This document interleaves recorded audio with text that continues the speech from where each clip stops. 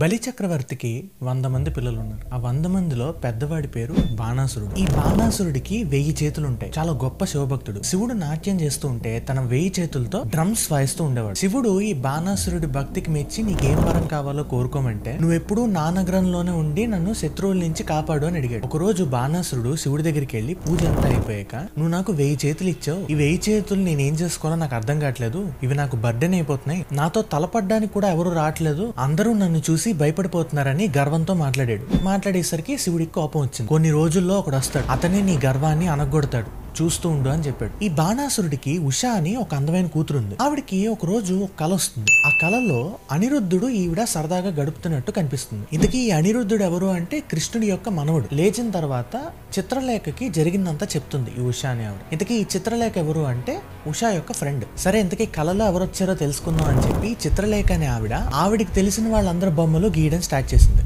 చివరికి అనిరుద్ధుడు బొమ్మ గీసేసరికి ఇతనే అని గుర్తుపట్టగానే ఇతను ఎవరో చెప్తుంది చిత్రలేఖ. చెప్పిన తర్వాత ఎవ్వరికీ తెలియకుండా సైలెంట్ గా తన కోటను దాటి ద్వారక రీచ్ అయిపోతుంది ఉష. రీచ్ అయిపోయిన తర్వాత అనిరుద్ధుడిని చూస్తుంది. చూసిన తర్వాత తన మాయతో అక్కడి నుంచి అనిరుద్ధుడిని తన నగరానికి తన కోటకి తీసుకెళ్లిపోతుంది. అనిరుద్ధుడు లేచి చూసిన తర్వాత ఎక్కడున్నాడో తెలియలేదు. అప్పుడు ఈ ఉష అనే ఆవిడ మొత్తం ఎక్స్ప్లెయిన్ చేస్తుంది జరిగిందంతా. మెల్లిగా వాళ్ళిద్దరి మధ్యన ఇంటిమసీ పెరుగుతుంది. ఆ చుట్టుపక్కల వాళ్ళు ఈ విషయాన్ని బాణాసురుడికి చెప్పారు. బాణాసురుడు కోపంతో వచ్చి చూసేసరికి అనిరుద్ధుడు ఉషా కూర్చొని మాట్లాడుకుంటున్నారు. కోపం ఇంకా పెరిగిపోయింది. తన సైనికుల్ని పిలిపించి అనిరుద్ధుడిని బంధించమన్నారు. కానీ అనిరుద్ధుడు వాళ్ళందరినీ డిఫీట్ చేశాడు. సరే ఇప్పుడు ఇంకేం చేయాలో తెలియక నాగపాసంతో అనిరుద్ధుడిని బాణాసురుడు బంధిస్తాడు. సరే అక్కడ ద్వారకలో అనిరుద్ధుడు లేడు.